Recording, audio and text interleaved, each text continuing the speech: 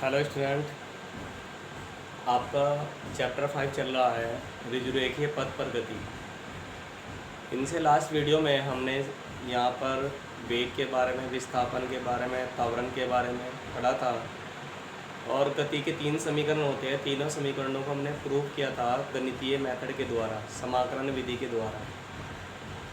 आज हम जो चर्चा करेंगे वो ग्राफ के बारे में करेंगे, जो कि अपने आप में एक इम्पोर्टेंट चीज़ है। और ग्राफ को समझने के लिए कुछ बेसिक सी इन्फॉर्मेशन मुझे आपको देनी पड़ेगी, जो मैं आपको दे रहा हूँ। 11वीं क्लास में ही मैथमेटिक्स के जो स्टूडेंट है वे इस चैप्टर को पढ़ लेंगे। और मैथ में जो चैप्टर होता है आपका, वो सरल रेखा होता है, स्ट्रेट लाइन होता है। अब ये जो आपका चैप्टर है स्ट्रेट लाइन, इसमें आपको कुछ फॉर्मूले सीखने हैं और जो त्वरण वेग के फॉर्मूले आपने पढ़े हैं उन्हें ग्राफिकल मेथड से भी सीखने हैं। स्ट्रेट लाइन को समझने के लिए आपको एक छोटी सी बात लेनी पड़ेगी। मैं एक्सिस ले लेता हूँ, आपको ऑलरेडी नॉलेज है, ये हमारी एक्स एक्सिस है, ये हमारी वाई एक्सिस है। अगर हम कोई भी एक पॉइंट ले लेते हैं, उस पॉइंट का नाम देंगे तो उसके कोऑर्डिनेट होते हैं एक्स और वाई। एक्स कोऑर्डिनेट का मतलब ये होता है कि वो मूल बिंदु से एक्स दूरी चला हुआ है, यहाँ पर इतनी दूरी चला हुआ है। वाई कोऑर्डिनेट का मतलब होता है कि वो मूल बिंदु से इतनी दूरी चला है। ये दूरी यहाँ की प्लस होती है, ये भी दूरी प्लस होती है। इधर चलोगे तो ये माइनस होगी, नीचे चलोगे तो ये भी क्या होती है, आपकी वैल्यू माइनस होती है। ये जो आपका x होता है, x को यहाँ पर हम नाम देते हैं स्वतंत्र चर, यानी कि x का मान अपने तरीके से ले सकते हैं। y जो होता है इसे नाम देते हैं हम परतंत्र, ये डिपेंड करता है x पर, तो इसलिए इसका नाम होता है परतंत्र चर। ठीक। सरल रेखा कब बनेगी, जब हम दो पॉइंट ले लेंगे और उन दोनों पॉइंट की हम आपस में मिला देंगे तो हमेशा एक लाइन ड्रॉ होती है और उस लाइन को हम सरल रेखा कहते हैं। अगर वे दोनों पॉइंट एक ही उसमें हो, सीध में हो, तो तब हमेशा एक लाइन बनेगी और उस लाइन को हम क्या बोलेंगे, सरल रेखा। वैसे भी दो बिंदुओं को मिलाने वाली हमेशा सरल रेखा होगी। अब सरल रेखा में आपको सीखना है फॉर्मूला, उसे बोलते हैं ढलान, कह लीजिए ढलान, या इसे आप कह लीजिए प्रवणता, और अगर मैं उसमें आऊँ तो इसे बोलते हैं स्लोप। ठीक है।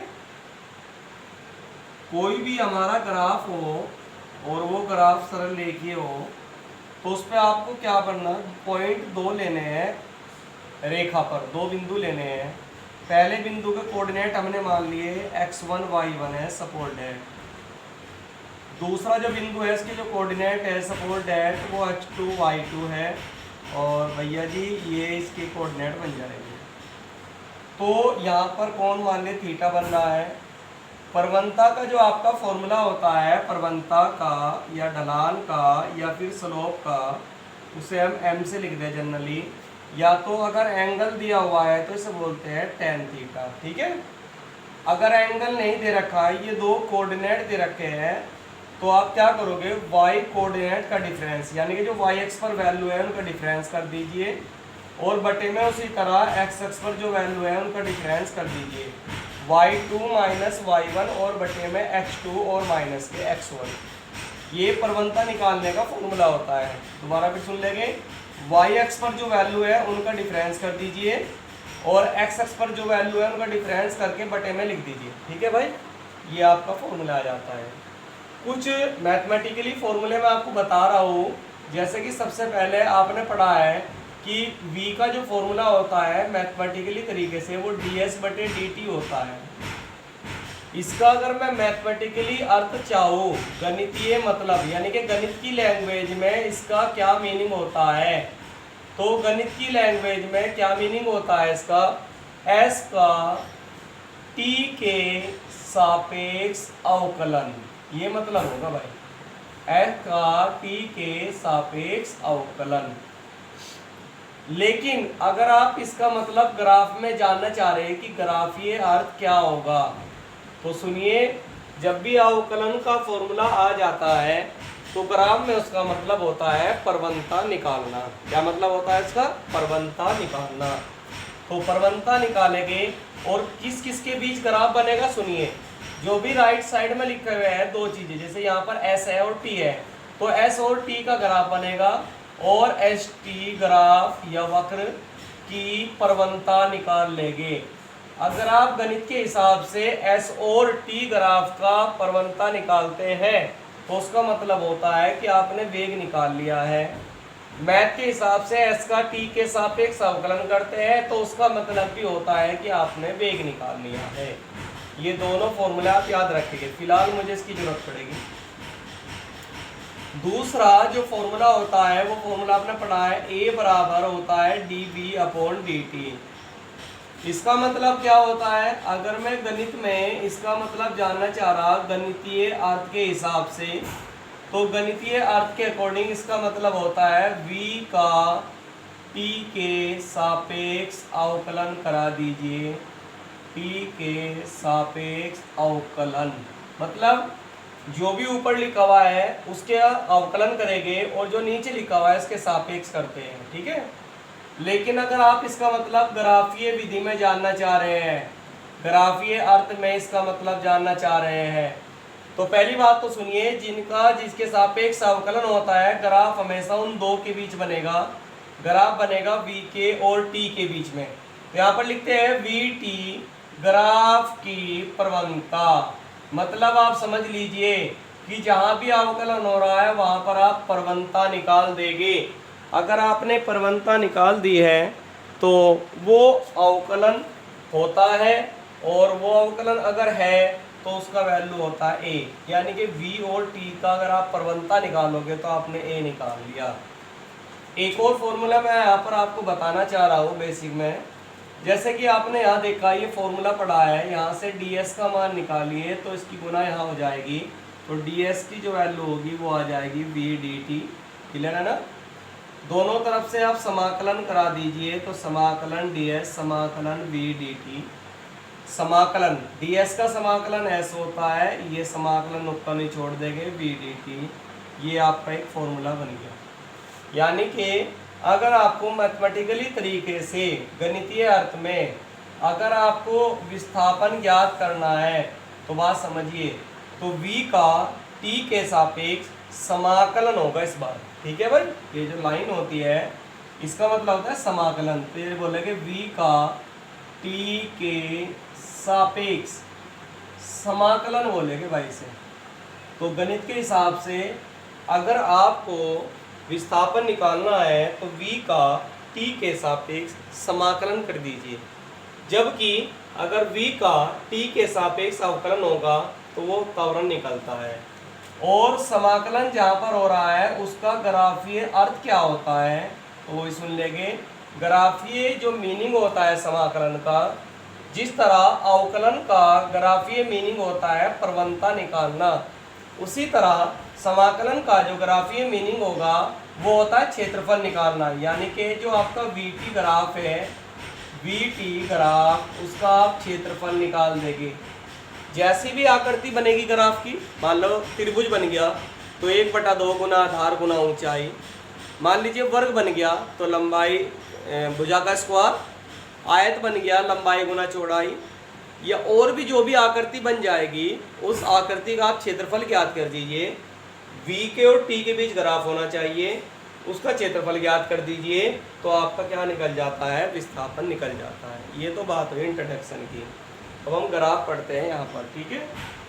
ग्राफ सबसे पहले हम पढ़ते हैं विस्थापन और समय का ग्राफ पढ़ते हैं, ठीक है। सबसे पहले चलो हम बात करते हैं विस्थापन और समय का ग्राफ पढ़ते हैं भाई। विस्थापन समय ग्राफ, तो सुनिए मेरे भाई, विस्थापन और समय के बीच जो ग्राफ होता है उसको विस्थापन समय ग्राफ बोलते हैं। अब क्या होगा कि वही ग्राफ बनाने के लिए एक चीज़ x अक्ष पे लेनी पड़ेगी, एक चीज़ y अक्ष पे। समय x अक्ष पे ले लेंगे क्योंकि स्वतंत्र है, और जो भी दूसरी चीज़ होगी फिलहाल विस्थापन है तो उसे y अक्ष पे लेंगे क्योंकि वो परतंत्र है। क्लियर है भाई। ग्राफ दो तरह के होते हैं विस्थापन समय के, एक तो होता है एक समान गति के लिए, तो अगर आप एक समान गति के लिए ग्राफ बनाते हैं तो वो हमेशा ध्यान रखना स्ट्रेट लाइन ग्राफ आएगा, सीधी रेखा आएगी हमेशा, ठीक। और जब ये मूल बिंदु हो गया, ये ग्राफ आ गया आपका विस्थापन और समय का एक समान गति के लिए। इस पर अगर आपको वैल्यू ज्ञात करनी है तो विस्थापन और समय है, तो विस्थापन और समय से क्या निकलता है, वेग निकलता है। तो पहली बात तो याद रखेंगे कि एक समान गति के लिए जो ग्राफ होता है वो सीधी रेखा आएगा। दूसरी बात ये होती है कि आप दो बिंदु कोई भी ले लेंगे इस पर।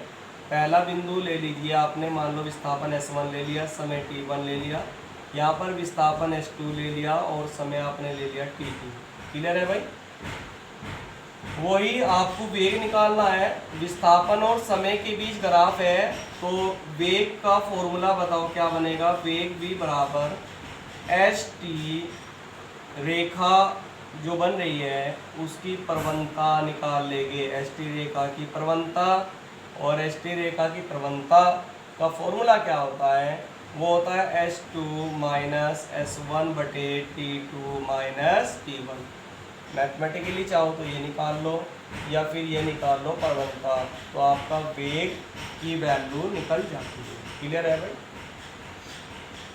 दूसरी, असमान गति के लिए अगर आप ग्राफ बनाते हैं तो असमान गति के लिए जो ग्राफ बनेगा वो आपका सीधी रेखा ना होकर के कुछ भी हो सकता है, ये ध्यान रखेंगे, ठीक है। तो सेकेंडली जो हम ग्राफ बनाते हैं वो असमान गति के लिए बनाते हैं भाई, असमान गति के लिए।